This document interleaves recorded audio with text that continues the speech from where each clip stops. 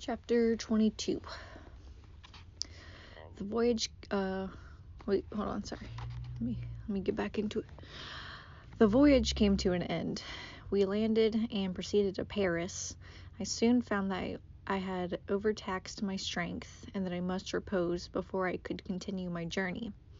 My father's care and attentions were indefatigable, but he did not know the origin of my sufferings and sought erroneous methods to remedy the incurable ill.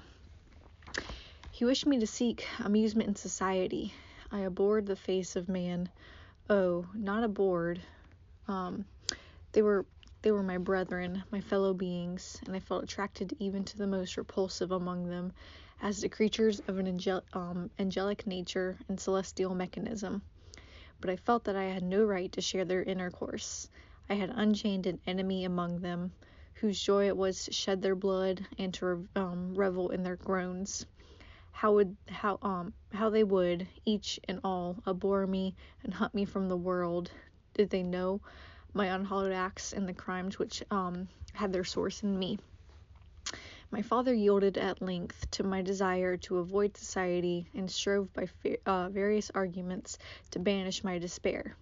Sometimes he thought that I felt deeply the degradation of being obliged to answer a charge of murder, and he endeavored to prove to me the futility of pride. "Alas, my father," said I, "how little do you know me. Human beings, their feelings and passions would indeed be degraded if such a wretch's I felt pride. Justine, poor unhappy Justine, was as innocent as I, and she suffered the same charge. She died for it, and I am the cause of this. I murdered her. William, Justine, and Henry, they all died by my hands." My father had often during my imprisonment heard me make the same assertion. When I thus accused myself, he sometimes seemed to desire an explanation, and at others he appeared to consider it as the offspring of delirium, and that during my illness some idea of this kind had presented itself to my imagination.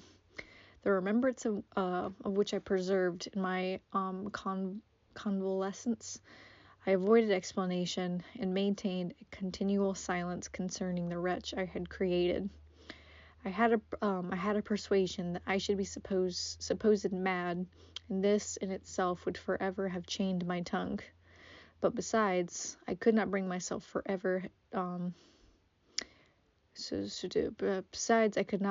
to disclose a secret which would fill my hearer with consternation and make fear and unnatural horror the inmates of his breast. I checked, therefore, my impatient thirst for sympathy, and was silent when I would have given the world to have confided the fatal secret. Yet still words like those I have recorded would burst uncontrollably from me. I could offer no explanation of them, but their truth in part relieved the burden of my mysterious woe. Upon this occasion, my father said with an expression of unbounded wonder, "My dearest Victor, what infatuation is this? My dear son, I entreat you to never make such an assertion again." "I am not mad," I cried energetically. "The sun and the heavens who have viewed my operations can bear witness of my truth. I am the assassin of those most innocent victims. They die by my machinations.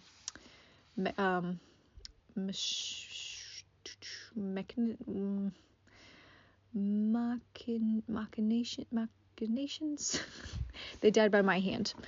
1,000 times I would have shed my own blood, drop by drop, to have saved their lives, but I could not. My father, indeed, I could not sacrifice the whole human race." The conclusion of this speech convinced my father that my ideas were deranged, and he instantly changed the subject of our conversation, and endeavored to alter the course of my thoughts. He wished as much as possible to obliterate the memory of these scenes that had taken place in Ireland, and never alluded to them or suffered me to speak of my misfortunes. As time passed away, I became more calm. Misery had her dwelling in my heart, but I no longer talked in the same incoherent manner of my own crimes. Sufficient for me was the consciousness of them, By the utmost self-violence, I curbed the imperious voice of wretchedness, which sometimes desired to be declared itself to the whole world, and my manners were calmer and more composed than that they have ever been since my journey to the Sea of Ice.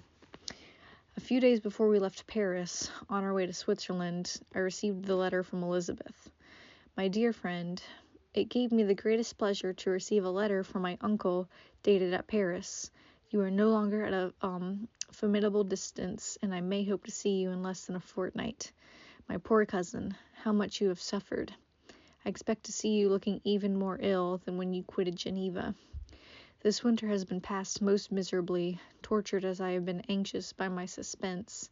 Yet I hope to see peace in your countenance, and find that your heart is not totally void of comfort and tranquillity. Yet I fear that the same feelings now exist that made you so miserable a year ago, even perhaps augmented by time. I would not disturb you at this period, with so many misfortunes, and so many misfortunes weigh upon you. But a conversation that I had with my uncle previous to his departure renders some explanation necessary before we meet. Explanation? You may possibly say that what can Elizabeth have to explain? If you really say this, my questions are answered and all my doubts satisfied. But you are distant from me, and it is possible that you may dread and yet be pleased with this explanation. And in a probability of this being the case, I dare not any longer postpone writing what during your absence I have often wished to express to you, but I have never had the courage to begin. You well know, Victor, that our union had been the favorite plan of your parents ever since our infancy. We were told of this when young, and taught to look forward to it as an event that would certainly take place. We were affectionate playfellows during childhood, and I believe dear and valued friends to one another as we grew older. But as brother and sister often entertain a lively affection towards each other without desiring a more intimate union, may not such also be our case? Tell me, dearest Victor, answer me. I conjure you, but our mutual happiness with simple truth. Do you not love another? You have traveled. You have spent several years of your life in Ingolstadt, and I confess to you, my friend, that when I saw you last autumn so unhappy, flying in solitude from the society of every creature, I could not help supposing that you might regret our connection, and believe yourself bound in honor to fulfill the wishes of your parents, although they oppose themselves to your inclinations. But this is a false reasoning. I confess to you, my friend, that I love you, and that in my airy dreams of fatuity, you have been my constant friend and companion. But it is your happiness I desire as well as my own. When I declare to you that our marriage would render me eternally miserable unless it were the dictate of your own free choice. Even now I weep to think that, borne down as you are by the cruelest misfortunes, you may stifle by the word honor all hope of that love and happiness which would alone restore you to yourself. I, who have so disinterested of an affection for you, may increase your miseries tenfold by being an obstacle to your wishes. Ah, Victor, be assured that your cousin and playmate has too sincere a love for you not to be made miserable by this supposition. Be happy, my friend, and if you obey me in this one request, remain satisfied that nothing on earth will have the power to interrupt my tranquillity. Do not let this letter disturb you. Do not answer tomorrow, or the next day, or even until you come, if it will give you pain. My uncle will send me news of your health, and I will see but one smile on your lips when we meet, occasioned by this or any other exertion of mine. I shall need no other happiness. Elizabeth Lavenza, Geneva, May 18th, 17. Ooh, she gonna die, for sure. This letter revived in my memory what I had before forgotten, the threat of the fiend. I will be with you on your wedding night. Yup. Such was my sentence, and on that night would the daemon employ every art to destroy me, and tear me from the glimpse of happiness, which promised partly to console my sufferings. On that night he had determined to consummate his crimes by my death. Well, be it so. A deadly struggle would then assuredly take place, in which if he were victorious, I should be at peace, and his power over me would be at an end. If he was vanquished, I should be a free man. Alas, what freedom! Such as the peasant enjoys when his family has been massacred before his eyes, his cottage burnt, his land lay waste, and he is turned adrift, homeless, penniless, and alone, but free. Such would be my liberty, except that in my Elizabeth I possess a treasure. Alas, balanced by those horrors of remorse and guilt which would pursue me until death. Sweet and beloved Elizabeth, I read and reread her letter, and some softened feelings stole into my heart and dared me to whisper paradisical dreams of love and joy. But the apple was already eaten, and the angel's arm barred to drive me from all hope. Yet I would die to make her happy. If the monster executed his threat, death was inevitable. Yet again, I considered whether my marriage would hasten my fate. My destruction might indeed arrive a few months sooner, but if my torturer should suspect that I postponed it, influenced by his menace, he would surely find other and perhaps more dreadful means of revenge. He had vowed to be with me on my wedding night, yet he did not consider that threat as binding him to peace in the meantime, for as if to show that he was not yet satiated with blood, he had murdered Clerval immediately after the enunciation of his threats. I resolved, therefore, that if my immediate union with my cousin would conduce either to hers or my father's happiness, my adversary's designs against my life should not retard it a single hour. In this state of mind, I wrote to Elizabeth. My letter was calm and affectionate. I fear, my beloved girl, I said, little happiness remains for us on earth, yet all that I may one day enjoy is centered in you. Chase away your idle fears. To you alone do I consecrate my life and my endeavors for contentment. I have one secret, Elizabeth, a dreadful one. When revealed to you, it will chill your frame with horror. Then far from being surprised at my misery, you will only wonder that I survive what I have endured. I will confide this tale of misery and terror to you the day after our marriage shall take place.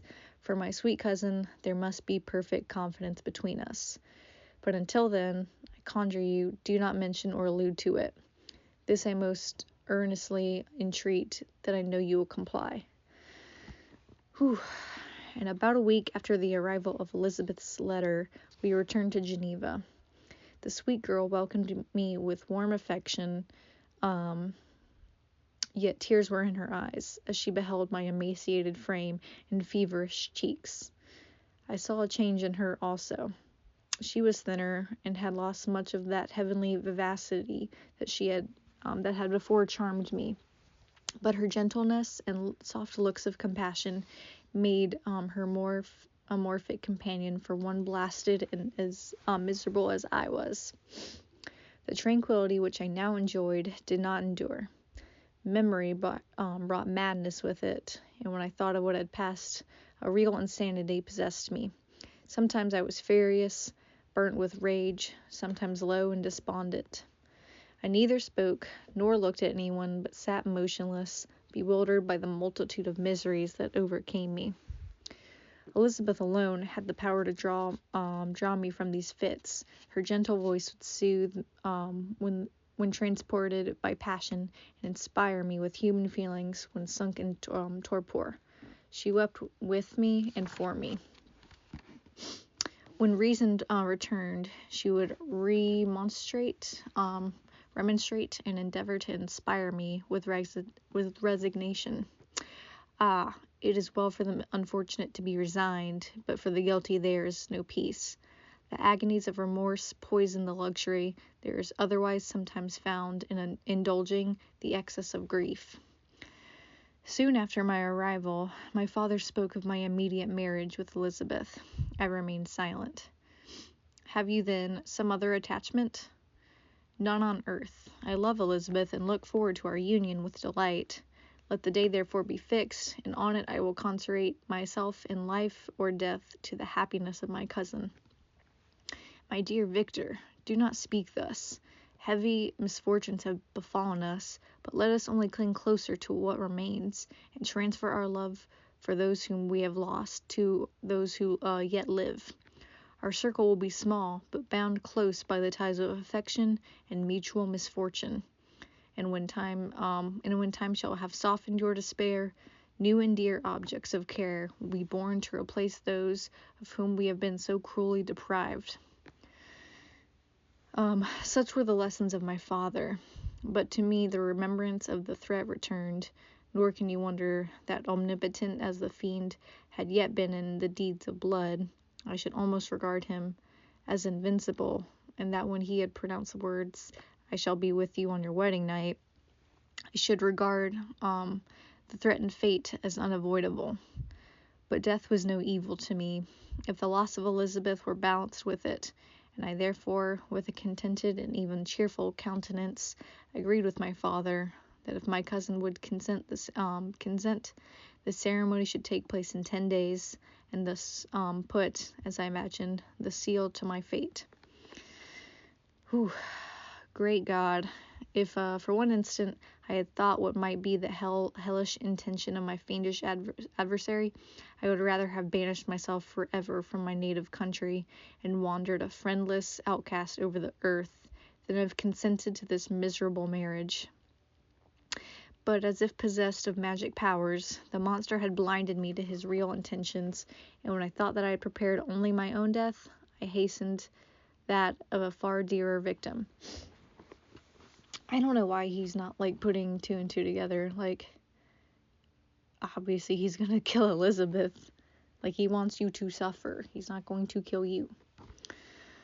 As the period fixed for our marriage drew nearer, whether from cowardice or prophetic feeling, I felt my heart sink within me, but I concealed my feelings by an appearance of hilarity that brought smiles and joy to the countenance of my father, but hardly deceived the ever-watchful and nicer eye of Elizabeth.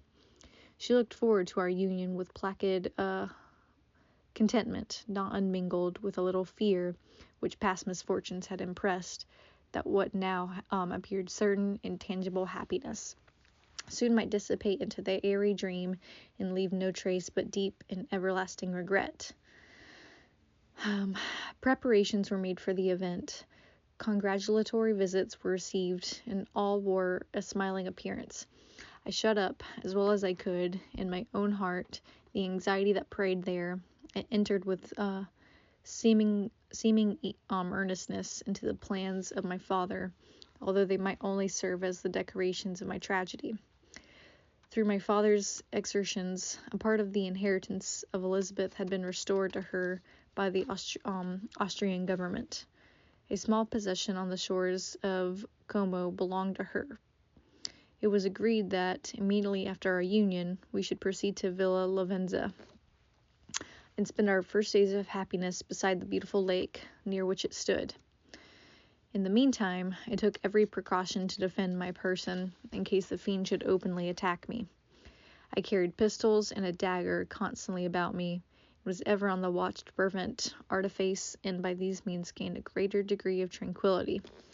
Indeed, as the period approached, the threat appeared more as a delusion, not to be regarded as worthy to disturb my peace, while the happiness I hoped for in my marriage wore a greater appearance of certainty, as the day fixed for its solemnization drew nearer, and I heard it continually spoken of as an occurrence which no accident could possibly permit. We'll see about that. Elizabeth seemed happy. My tranquil demeanor contributed greatly to her calm mind, but on the day that was to fulfill my wishes and my destiny, she was melancholy, and at a presentiment of evil pervaded her, and perhaps also she thought of the dreadful secret which I had promised to reveal to her on the following day. My father was in the meantime overjoyed, and in the bustle of preparation only recognized in the melancholy of his niece the diffidence of a bride.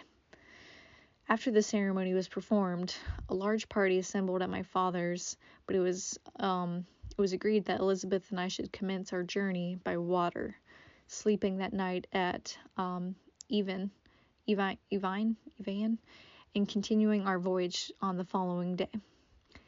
The day was fair, and the wind favorable. All smiled on our nuptial embarkation.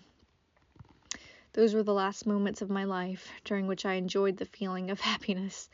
We passed rapidly along. The sun was hot, but we were sheltered from its rays by a kind of canopy while we enjoyed the beauty of the scene. Sometimes on one side of the lake, where we saw Mount Saleve, the pleasant banks of Montegrale, and at a distance, surmounting all, the beautiful Mont Blanc, and the assemblage of snowy mountains that in vain endeavor to emulate her, sometimes coasting the opposite blanks.